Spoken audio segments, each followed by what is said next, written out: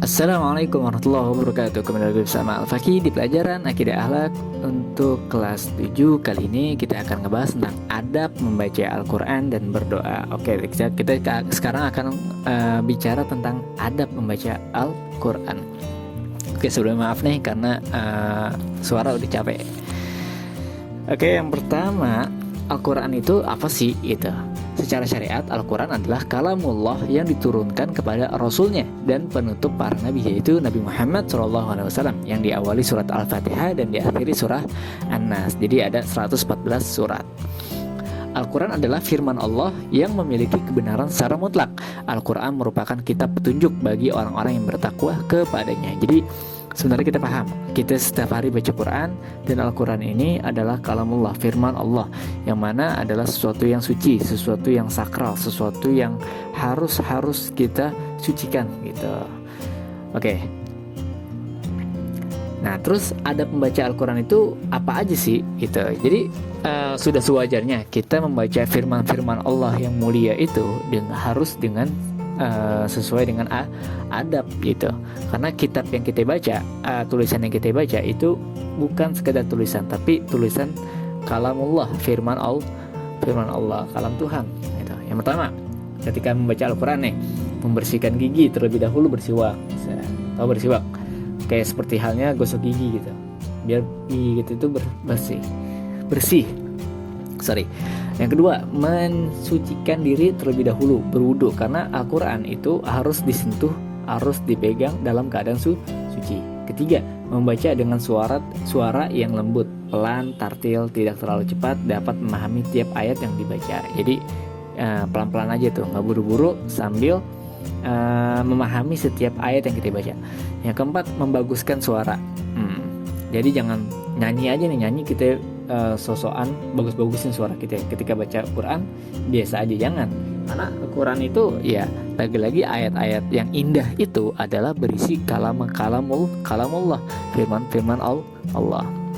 Yang kelima, adabnya adalah membaca dimulai dengan ta'awuz dan basmalah. A'udzubillahi minasyaitonirrajim. Bismillahirrahmanirrahim. Oke.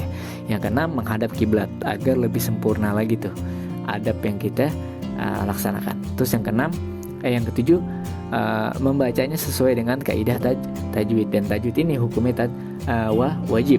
Jadi kalian tuh harus belajar tajwid, tahsin gitu. Yang kedelapan, membaca Al-Quran dengan khusyuk, penuh penghayatan, ikhlas, mampu menyentuh jiwa dan perasaan, apabila perlu menangis gitu, harus dihayatin, karena Al-Quran ini adalah pedoman hidup kita nih. Terus yang kesembilan, di tempat yang suci. Nah, karena Al-Quran adalah suci dan kita harus ngebacanya di tempat yang suci. Jadi ada tempatnya, jangan di tempat yang asal-asalan, yang kotor, yang bau, jangan. Oke, yang kedua, ada adab dalam berdoa. Doa adalah senjata orang yang beriman, karena dengan berdoa seorang hamba dengan sendirinya telah menyatakan kelemahan, kebutuhan sekaligus kekurangannya akan pertolongan dari zat penguasa alam semesta, Allah Subhanahu wa Ta'ala. Nah, kenapa kita harus berdoa? Ya tadi, karena kita itu lemah, nggak bisa apa-apa, jadi kita berharap. Ya, siapa yang bisa kita harapin? Ya Allah gitu. Jadi Allah itu sifatnya, Allah itu senang kalau dimintain gitu. Jadi kalau bicara tentang doa itu hukumnya wajib. Kalau kita merasa mampu, merasa nggak butuh Allah, kita nggak berdoa, itu sama aja kita menjadi pribadi yang sombong.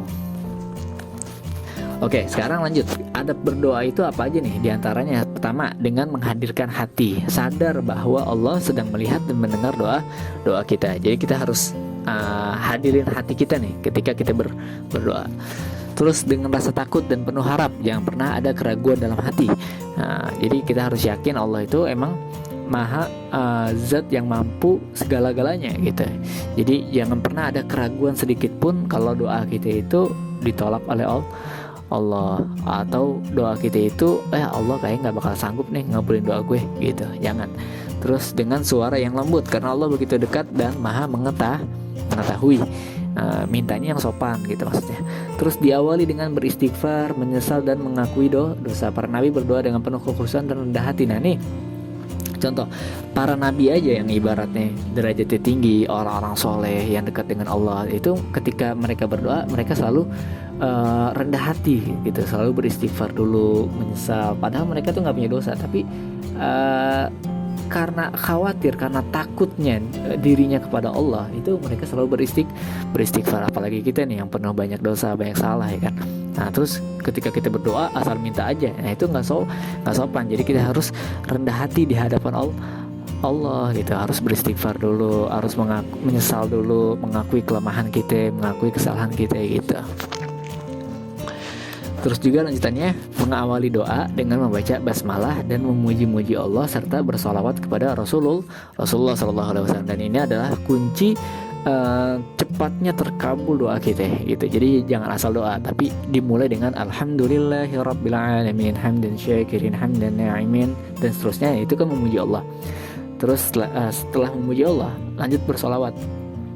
Allahumma salli wa sallim ala sayyidina Muhammad wa ala ali sayyidina Muhammad. Baru doa tuh, Allahumma rabbana ighfir lana dzunubana wa liwalidina warhamna warhamhum kama rabbawna shighara dan seterusnya gitu. Jadi runtutannya itu ketika kita bismillah, terus memuji-muji Allah, baca alhamdulillah dan seterusnya. Terus yang ketiga itu lanjut ke bersolawat kepada Nabi Muhammad. Nah itu jangan sampai ditinggalin ketiga hal ini. Oke. Terus adab berdoa yang selanjutnya adalah menghadap ke arah kiblat ya, lagi-lagi biar sempurna. Dan selanjutnya dalam keadaan suci, berwudu serta bersih dari kotoran hadas dan najis, biar lebih sopan lagi tuh doa kita, adab berdoa kita gitu. Lagi pula doa itu sebenarnya dimanapun dan kapanpun gitu. Kita lagi naik mobil, berharap kita tuh sampai tujuan, lagi naik motor, lagi bepergian, lagi jalan kaki, itu kita selalu berdoa, selalu berharap gitu kan, agar diberikan kemudahan dalam di segala urusan kita. Oke, itu aja untuk pelajaran kali ini, singkat, jelas, dan padat tentang adab membaca Al-Quran dan berdoa. Kalau ada pertanyaan silakan japri atau tulis di kolom komentar. Kurang lebihnya mohon maaf. Wassalamualaikum warahmatullahi wabarakatuh.